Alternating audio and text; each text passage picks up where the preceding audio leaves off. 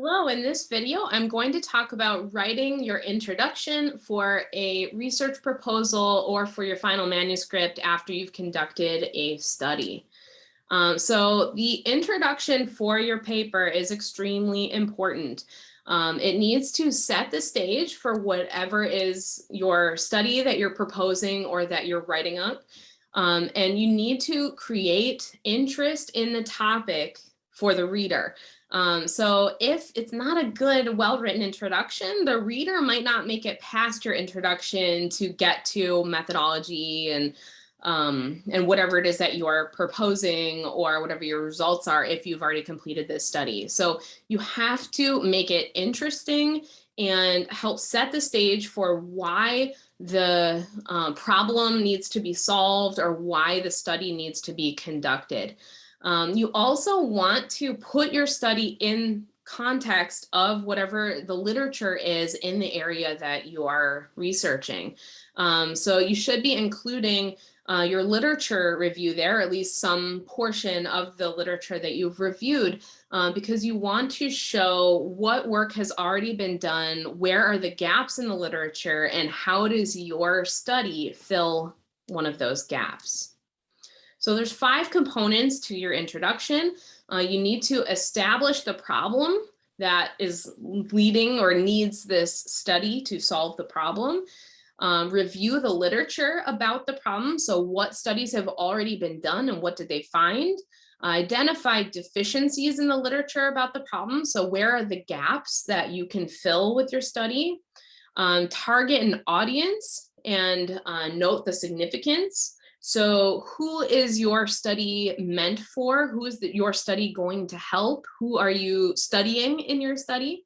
And identify the purpose of the proposed study. So you need to have a purpose statement in your introduction to say, here is the purpose of what my study is that I'm proposing or that you're about to read. So in a qualitative introduction, the problem calls for exploration. So in your introduction, you're going to talk about the problem and why or how it needs to be explored. You might include some theory in your discussion. So how is this problem or how is your study shaped by a theoretical lens? So what theories might you be applying here, or might you be exploring, or maybe there isn't one and that's the problem. And so you're working on generating a theory related to a phenomenon.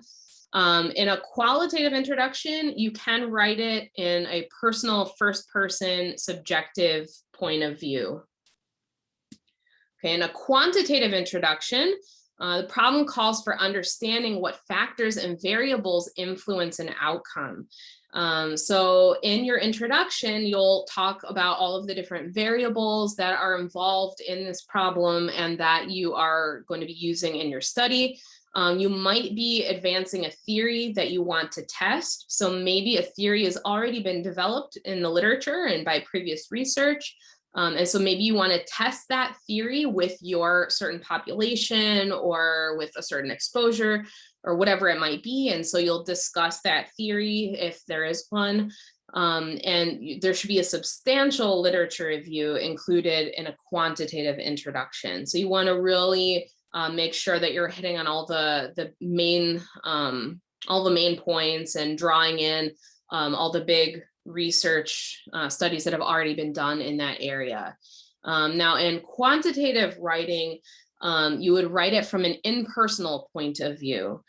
So you're not writing it as, I'm not writing as Veronica and me and this is my story or this is what I'm looking to do. Instead, you'd be writing it about the researcher. Like you'd say, the researcher is seeking to do da da da da da. So you're writing it from an impersonal point of view, much more objective rather than subjective in a qualitative introduction. In mixed methods, you get a little bit of each, and it depends partly on what types of mixed methods methodology that you chose. So you can use a quantitative or qualitative approach or some combination, and I mean that in your style of writing. So depending on your approach, like if your study is going to begin with qualitative research and then add in the quantitative component, then you might want to write your introduction in a more of a qualitative study or style, and vice versa. If you're starting with a quantitative approach and then the qualitative component is added in later in the study, then you might want to write in a more quantitative style. Or they might be happening simultaneously, and then it's sort of up to you and what seems most appropriate and how to write your introduction. Let's see, you may reflect the need to understand relationships and explore. So that would be more of the qualitative component. Or you may need to include, the problem may include the need for other methodologies.